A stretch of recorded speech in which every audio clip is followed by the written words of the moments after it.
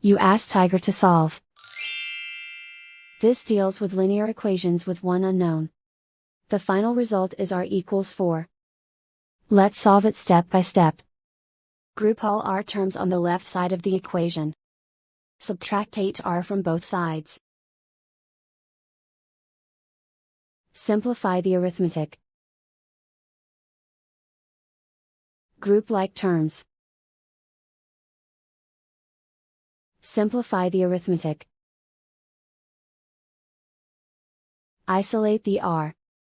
Divide both sides by -2. Cancel out the negatives. Simplify the fraction.